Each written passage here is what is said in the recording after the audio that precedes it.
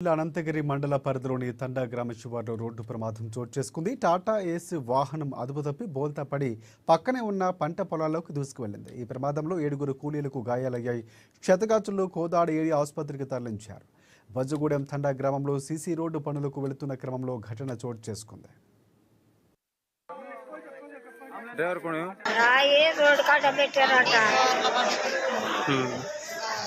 రాయి దెబ్బపోతే అది చిప్పయి అసలే బాల్త పడతాడు. బండిలో వచ్చిన వాళ్ళే వచ్చి సీట్లు గుంచి మమ్మల్ని గుంచి బయట బండి మొత్తం బాగుంది. ఎంతమందికి దెబ్బలు తగిలి?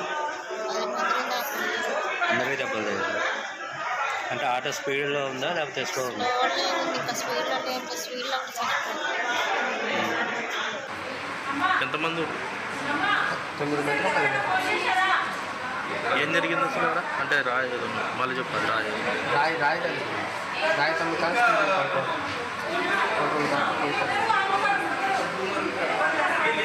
అంత ఉజున్న రోలేనా?